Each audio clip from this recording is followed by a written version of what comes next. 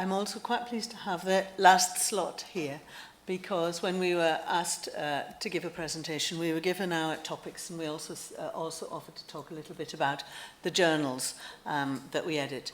And since I think I've been defined by Rory as a foot soldier in the evil empire of commercial publishing, and I feel it's a very small foot soldier, you'll see, compared to the scale of some of my colleagues here when I talk to you about our number of submissions.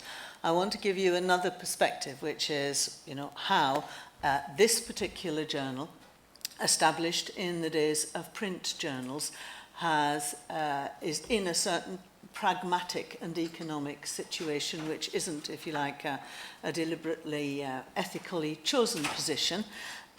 It's where we find ourselves, but also I think I'll argue that that's why we spend quite a lot of time thinking about how to support authors.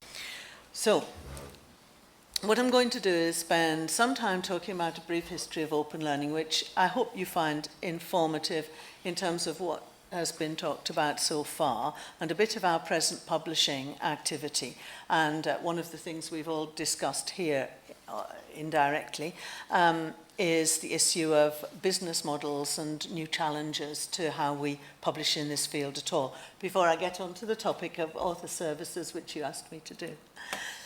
So, the history of open learning is that it began an in-house journal by the Open University in the UK, a high-quality print journal that the university originally thought was for its professional development of its staff. And for those of you who know anything about the Open University UK, its staff was huge because there were a huge part-time body of local tutors scattered all over the UK and then Europe. So this was a very large body of thousands of people. But it was a print journal that became very popular outside the university and was sent to wherever anybody asked for it. I would see that as an early version of open access publishing. By the end of the middle of the 1970s, it was a victim of its own success. The university could no longer afford to produce this high-quality print journal and distribute it from everywhere from the Outer Hebrides and Scotland across to China. So the university looked for a partner among commercial publishers in order to actually generate some income from the activity that would actually support the university in continuing to produce it. So at the beginning of the 1980s, it first went to Longman and it changed its name. That was when it was first called Open Learning rather than teaching at a distance, and it turned into a subscription journal, which the university got enough free copies of to distribute to staff, but then was a subscription journal to everybody who wasn't a university staff member. Now, the model was based on the kind of contractual model that BERA has with BJet, which is that of a professional or scholarly body that is actually in partnership with a publisher to produce a scholarly journal. So when we look at our contract, they keep on talking about things like, the society, and we have to keep crossing it out and saying, no, the university. In the 1990s, the title expanded to have distance learning and then eventually e-learning, which I agree can be a bit of a mistake if you keep on growing your title. In 2000, it became available online as well as in print, but it was only in 2012, when I took over as the editor, that we put the whole management system online. The previous editor, along with many other journals, commercial journals, probably outside of our field, still like to get their submissions as email file attachments. And in 2014, we adopted the green gold open access route. Now, in the UK, this is a very common thing among journals, and it may be less common in other countries where research is funded differently, and I'll mention it why later on. So what we do every year, we only have 3 issues, but actually over time now, we only get about 50 submissions over the year. So we're not talking anything like the scale of submissions you've seen in other journals. So some of the expansion of the field and the move to open access journals certainly has reduced the number of people who submit to this. We have a 56% rejection rate, but with not having a huge body of excellent submissions to pick our papers from, we do spend a lot of time working with authors whose papers look as if, with work and help, they can be made to publishable quality. So this is why I'll talk more about the support we give authors. Because we don't have a huge backlog of papers, we also can deal with them quite quickly and, once accepted, publish quite quickly. We have an editorial board who are basically in an advisory capacity, and I am the editor and we have an editorial assistant, and she and I do all the work, which you might think is fair enough if we only get 50 submissions a year. So we still publish in print as well as online, and in discussion with the publisher, quite a lot of our subscribers still want a print version. We believe this is probably a transition period of keeping print, and we did explore whether or not it would reduce our subscription price if we were only online in order to actually make the journal cheaper. It would, but not a lot. But the other advice we got from both subscribers and from our editorial board is there are still places in the world where internet access is so irregular that libraries, university libraries and students like things in print because they can't guarantee that there'll be internet access when they read it. We've even published papers about this. And also in some areas of the world, one of our board from South America said that there was still a status attached to having a print version of a journal, and he felt that it added to the status to be able to point to the print version. But I imagine this to be a transitory period of keeping print, because it is constraining, so that if we did have a lot more submissions of excellent papers, we'd be hard put to publish them because we're restricted to 300 printed pages in a year, 3 issues of 100 pages each. And we must keep an exact equivalent version of record online as we have in print. So we can add other things to the online version, videos, data, but we can't actually add a different set or additional papers from those that are in print. Now, I wanted to say, well, I'll say it at the end. This is to give you, we look and see ourselves as very much an international journal. Although roughly half of our submissions are from the UK, we do get submissions in dribs and drabs from across the world, and that other little diagram shows our submission rates. Since we only turned towards the end of 2012 to the online submission system, that shows just a small number of papers, and the data only goes up to the beginning of March, so it doesn't show the whole of 2015. But our downloads don't reflect the same countries of origin as our submissions, so that although you saw that half of our submissions are from the UK, only a quarter of our full-text downloads come from the UK and Central Europe. So we have, and our publisher comes back and tells us that this is looking good, the amount of downloads that we're getting from places like growing markets like Asia and Asia Pacific, places like that we're pleased with. Then we can get figures on downloads from individual institutions, and you'll see that some of the top institutions downloading who have an institutional subscription are in Greece and South Africa, and I'm sorry, but I don't know where the National Chao Tung University is, so I can't tell you. Sorry? Taiwan. That's Taiwan. So you can see that we do have institutions in those countries that are making great use of downloads as well as access to print. Now, the business model. For those of us who've done kind of basic economics courses, the first thing you learn in a basic economics course is there's no such thing as a free lunch. And so applying this to journals, there's no such thing as a free journal. So what I have to look at as an editor is, where did my resources come from in order to do what I can do to get 3 issues of a journal out. So from the Open University perspective, the Taylor and Francis gets income from subscriptions, downloads and licenses to republish.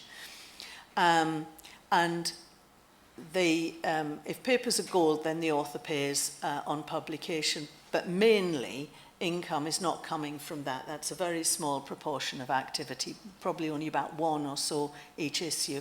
So it comes mainly from various ways of paying to access the papers.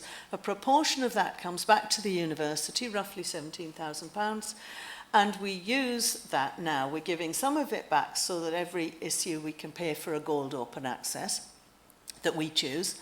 It pays for the salary of an editorial assistant a day and a half a week, and for expenses for me to come to things like this. So I paid for my EasyJet ticket out of it.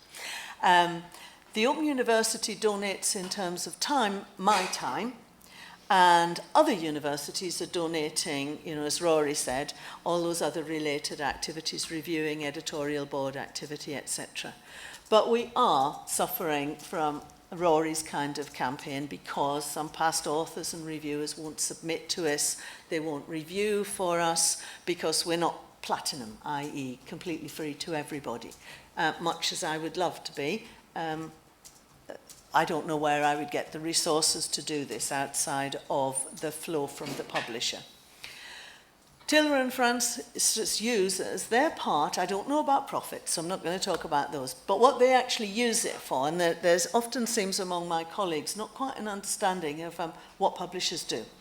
It designs and maintains the website, and since I've actually had experience of both Taylor and Francis's Scholar One submission and manuscript management website, and had to work with the own open journal system in my other work, I know which one I prefer, and I have to say I am very impressed with and would like to continue to work with the quality of the website, both for the management of the submissions and the whole processing of them that I get from Taylor and Francis. Don't care how it comes or who pays for it, but that's the quality I'm looking for. After we've done the academic work with the authors, the final copy editing, layout and production, the production of print and the distribution of print and the maintenance of the website are all done by Taylor and Francis. So these would all be things that we would have to do and find resources to do if Taylor and Francis weren't doing them. They also do a great deal of publicity and marketing, both for the journal and individual papers. Although we encourage authors to actually do their own, and we give them advice on how to publicize their work when it's printed, the publisher constantly is going back and doing special topic of the month and making a whole set of papers free. So there are lots of marketing that we don't have to do because the publisher does. So all of this reduces the amount of activity that we academic editors or the university would have to engage in, and reduces our input of institutional resources. Now, what might an alternative business model look like for us? Well, we have been told clearly by our university that they would not be able or willing to fund the activities at present offered by the publisher or replace the income provided by the publisher for the payment of the editorial assistant. So historically, it found a commercial publisher just for those reasons. So in our case, being hosted in a university and branded by that university is saying we would pull out of the whole enterprise unless you found some other way of replacing the income and resources that presently the commercial publisher provides.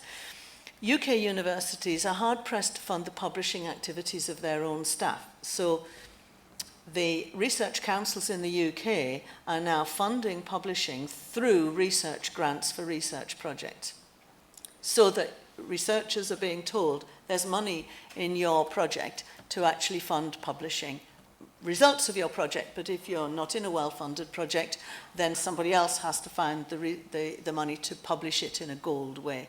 My university's comment was, why should we fund the publishing activities of staff in other institutions? I.e., well, if the journal only had papers in it from our university, we might be willing to fund it, but not as long as it's a journal which publishes from the field.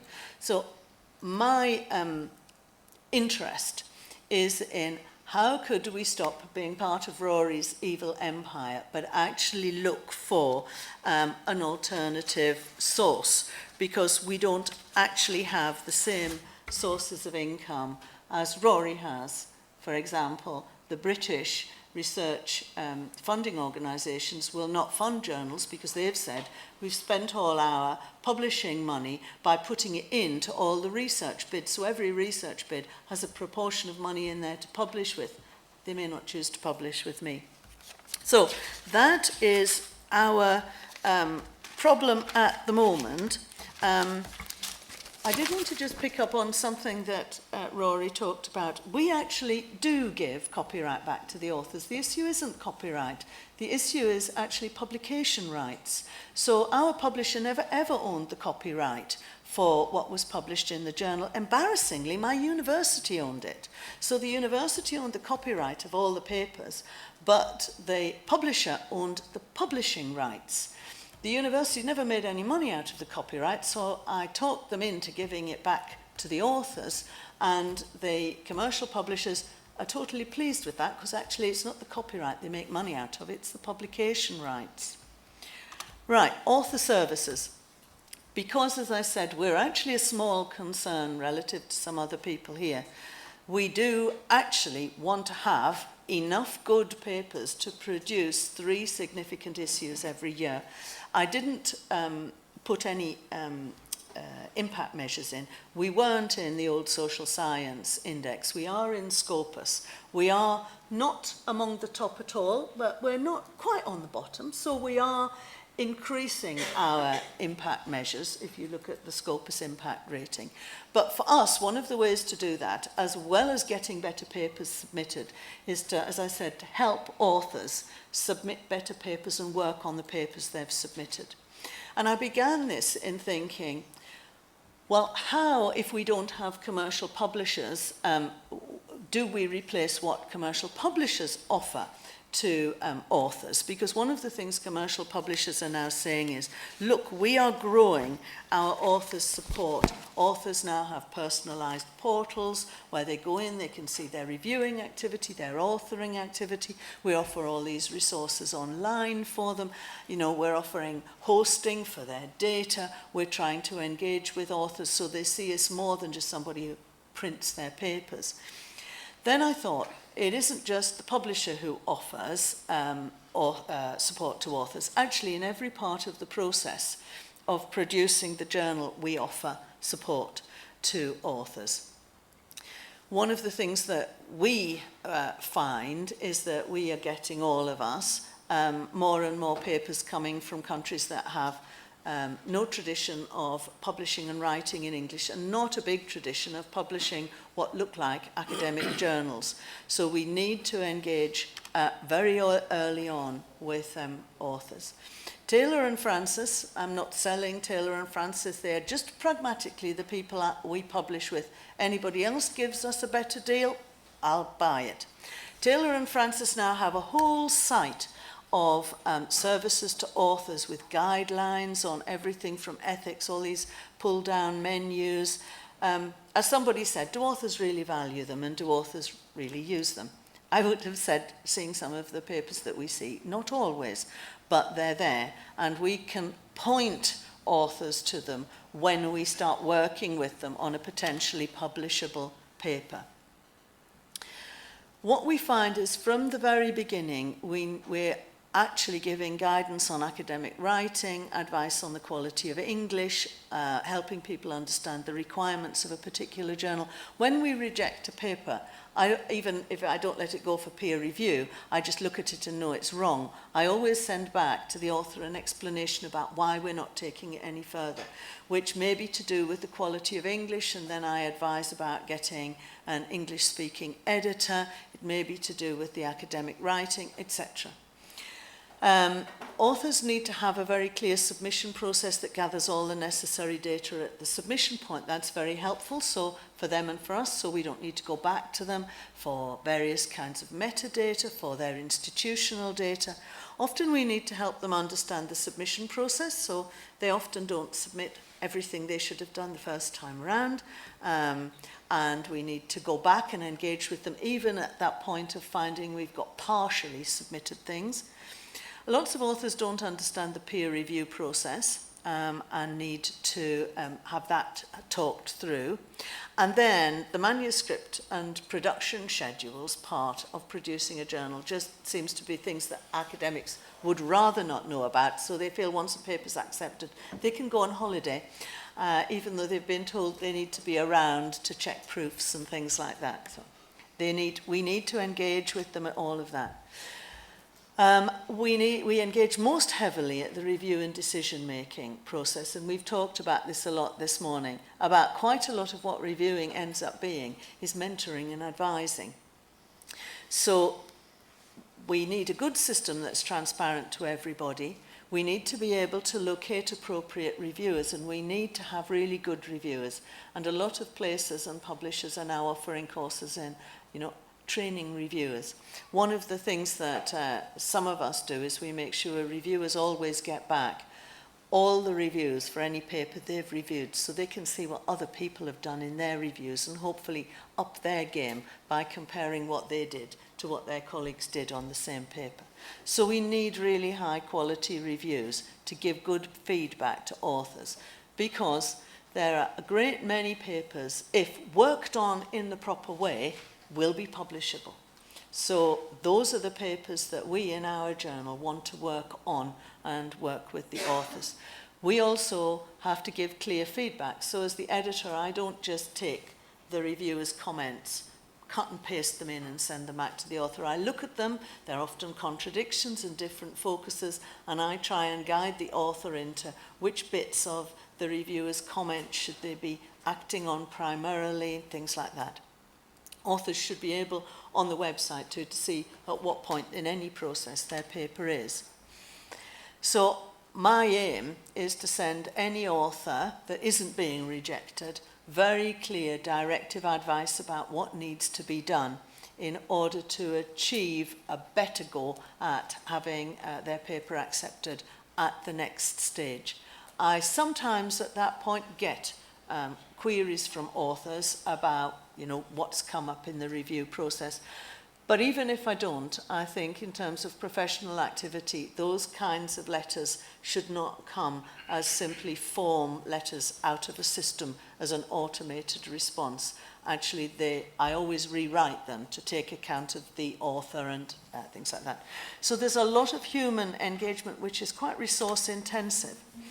Then in the production period, how we help the author, although they may not think it is, we do a round of academic editing. Then the paper's copy edited by the publisher's copy editor, but mainly that's for things like style, but also all your citations are checked and validated through the cross-reference database, which you probably didn't do as the author. Then we need authors to understand how they need to check this, and then what the publisher does is creates this version of record and submission to Crossmark, which is really important if your citation impact measures matter, because that becomes the thing, that version of record against which everything else is measured. And you can reduce your impact measures as measured at the minute if you've kind of spread yourself or this piece of work around a lot of things like non-reft papers at conferences, but they're up there, and then people cite them, but they don't cite the one in your journal. So all sorts of issues to do with that. And then we will help authors who want to add additional online resources and video and database to support. And then post-publication, which I think is what we now all understand needs to be done, but 10 years ago people didn't, academics saw just getting published as the end product, is we need to help and advise authors on how they can get people downloading, reading and thinking about their papers. We offer them banners that they can add to the sign-off on their email, which says, I've just recently published this. We do marketing and promotional material. We do it. The publisher does it. We give advice in a letter to authors about the things that they could do. The publisher helps the author track the citations, and you'll know you get these little emails from publishers saying your paper's just been cited. And the publisher has this very robust platform with that version of record. And all of those things are things that I think any business plan for really secure, high-quality academic publishing, all those activities need to be wrapped up somehow or other and resourced from somewhere or another to give most potential authors the best chances of publishing their material and to get the best material published in the field. So, what next? Well, we need to provide more and improved author services, but that means more resources, and both academic and technical, and where will they come from? And how can new sort of processes and new business plans help to release or create those resources? For me, pragmatically, in the journal I work with, that's the key question, which means we will survive or not survive with finding an answer to that. So, if you have some of the answers, we'd be very pleased to test them out in open learning. Thank you.